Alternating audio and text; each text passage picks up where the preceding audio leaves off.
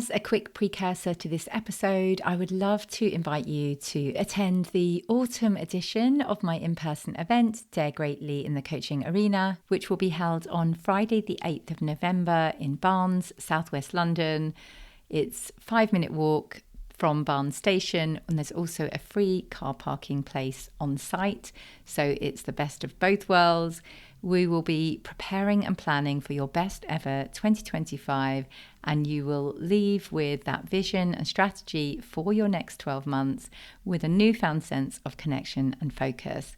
We will be harvesting your present and planting the seeds for a profitable and joyful 2025, allowing your business goals to bloom with ease.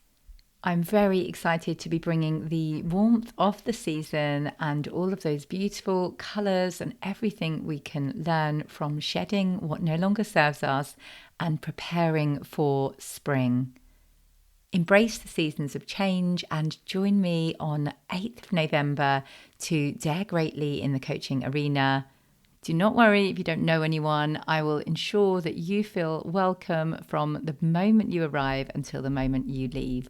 I cannot wait to see you there, and grab the link now in the show notes. Hello and welcome to Women in the Coaching Arena podcast. I'm so glad you're here. I'm Jo Lott, a business mentor and ICF accredited coach, and I help coaches to build brilliant businesses. I know that when you prepare to enter the arena, there is fear, self-doubt, comparison, anxiety, uncertainty. You can tend to armour up and protect yourself from vulnerability. In this podcast, I'll be sharing honest, not hype, practical and emotional tools to support you to make the difference that you're here for. Dare greatly, you belong in this arena.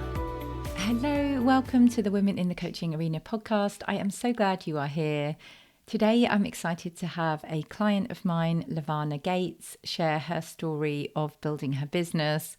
She has been super inspiring to watch because she has been all in. I don't think I've ever had a client who has contacted me as much as Levanah, and I say that in a really positive way because I do think in the early days of building your business, you really do need that clarity and that guidance. You need to ask for help. And she is absolutely flying, and she definitely doesn't ask for help as often as she used to. She really did make use of the program and all of the support that my Business of Coaching program offers. So excited to share the case study conversation with Levanah here with you now. Hi, Levanah. Thank you so much for agreeing to reflect on your journey with me. I'm so excited for this call. Please do share a bit about you.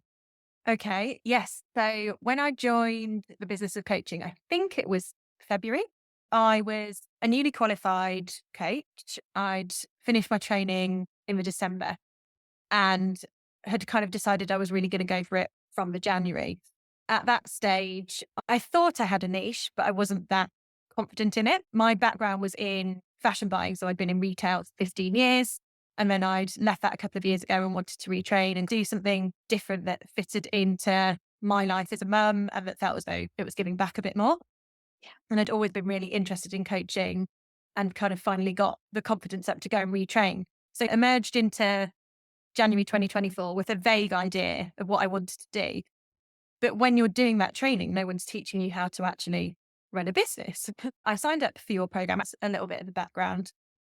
Love it. And can you remember the sorts of things you were doing and how you were feeling prior to joining? Was there like frustration? Were you doing any marketing? Like what was going on in practical terms?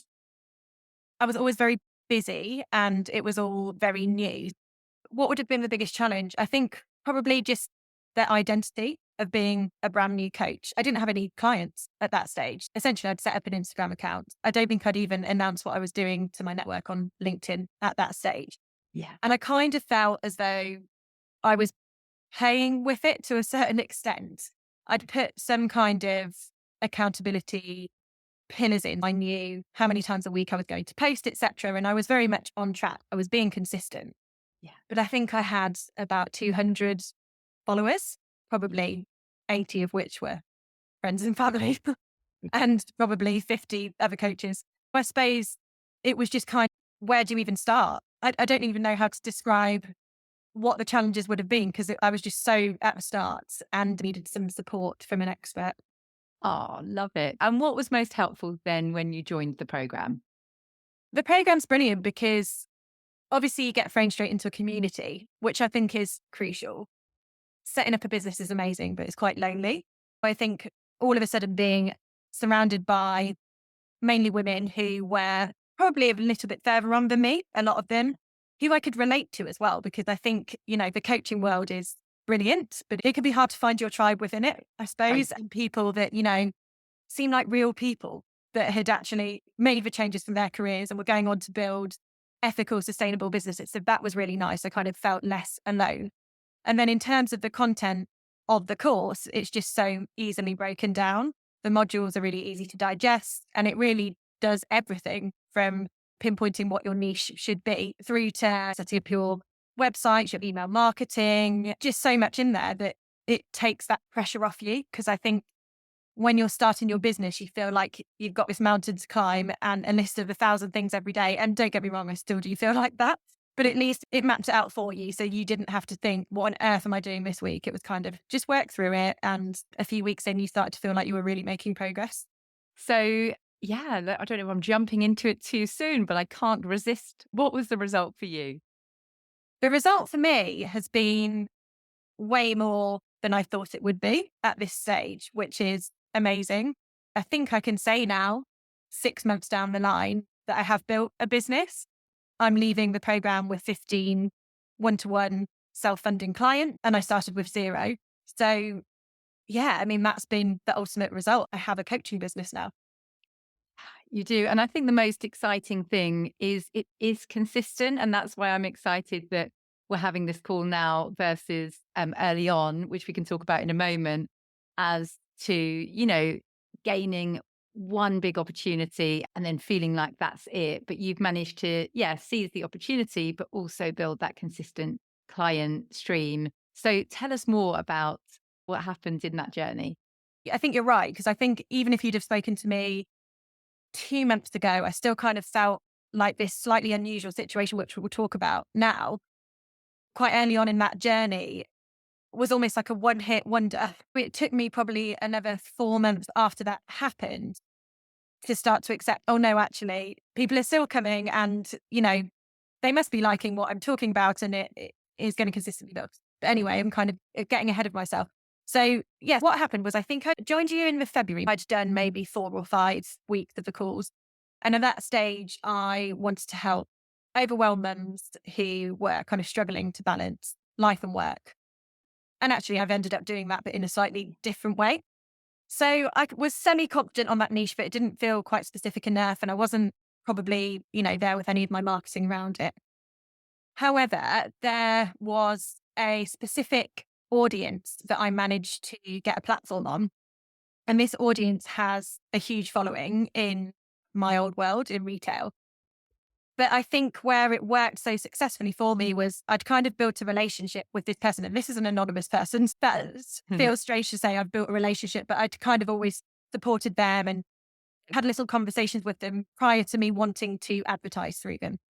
So what happened there was I thought, okay, I could advertise through this platform. Didn't feel quite confident. It felt quite exposing to kind of put my face out there to everyone in my old industry, really.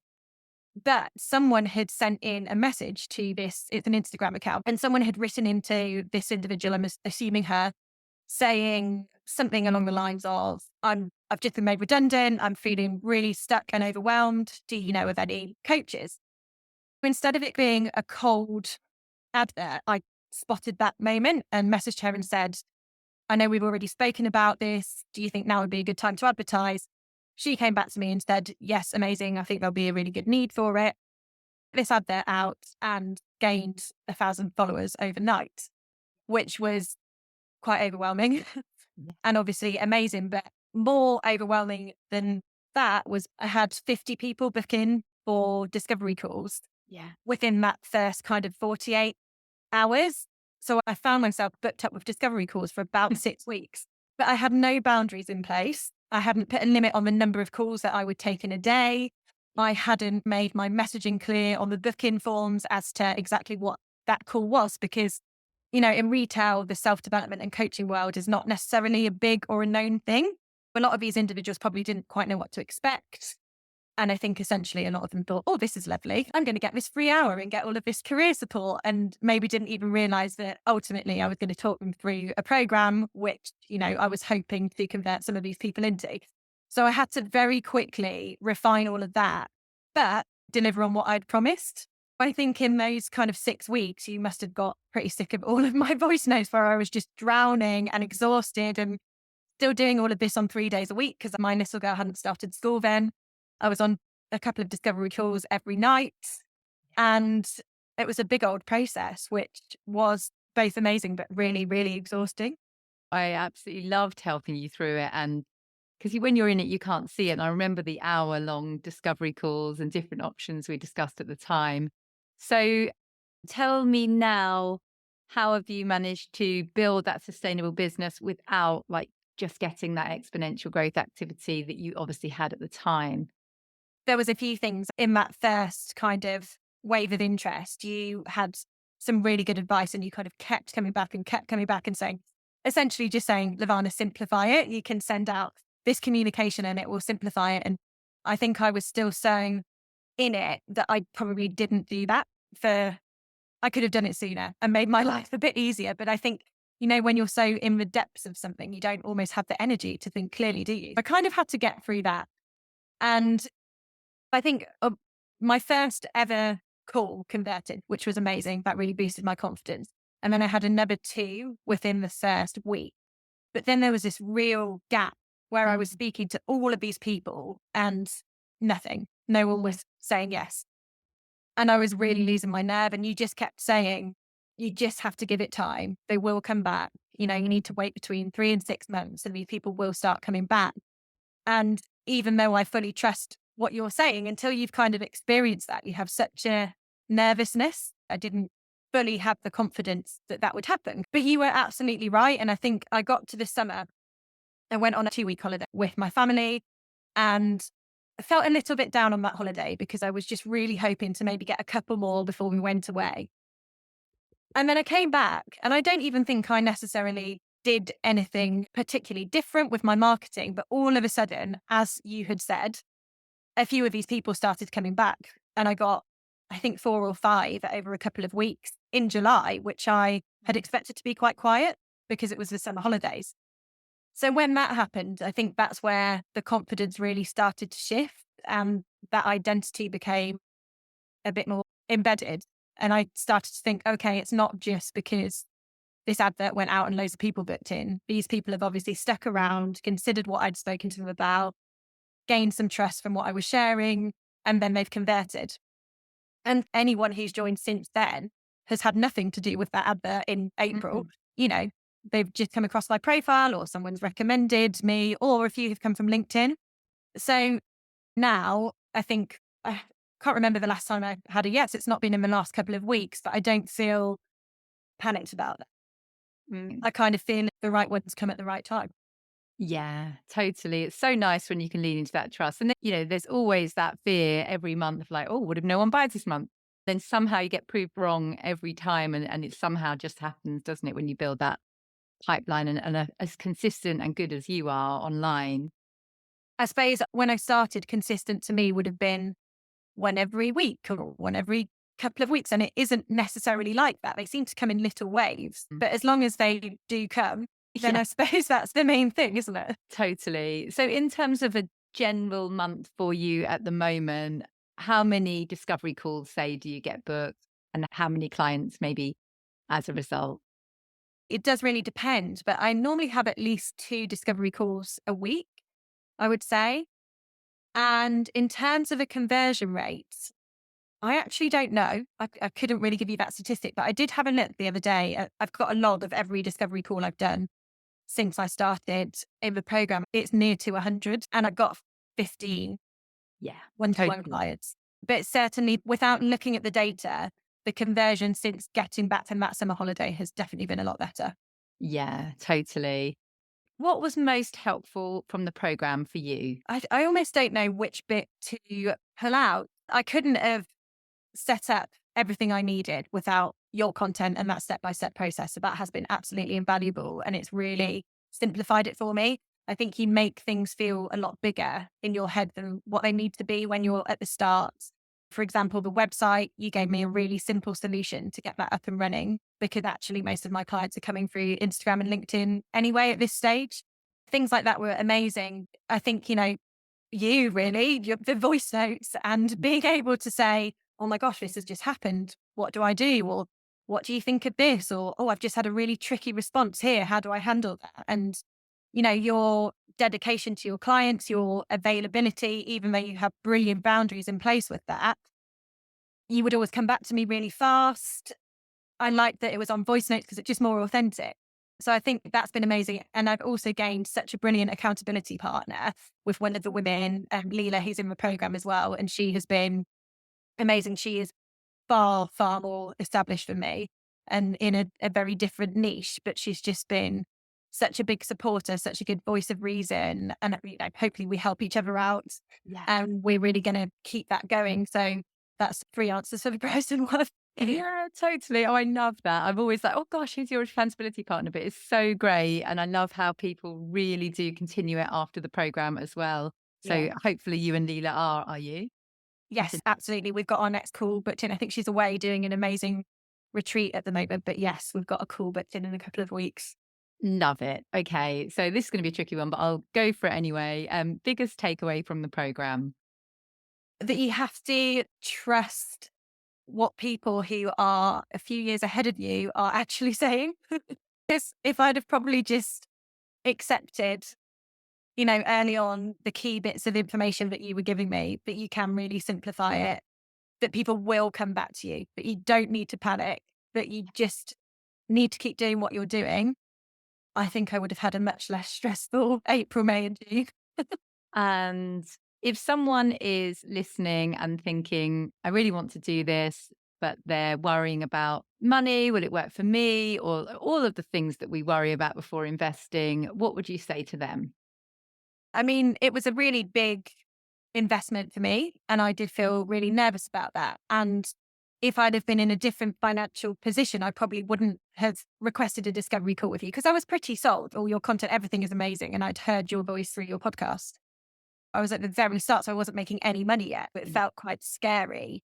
But I've got that return on investment so quickly, 5 or 6 times that return on investment within the program when ahead of finishing it. So it's absolutely worth it. And if it was a product-based business that we were building, you would be investing in the stock and you would be selling it later. And it's a different mindset, isn't it? You have to get uncomfortable and invest, and it just speeds everything up so much. I can't imagine how long it would have taken me to try and muddle through all of these crucial elements of building a business. So yeah, absolutely. Just do it. Love it. And it's really hard that people don't see that their time is money. So, in other words, if you're going to do it on your own, you might not earn any income for 2 years, because you're figuring out how to do all of this stuff.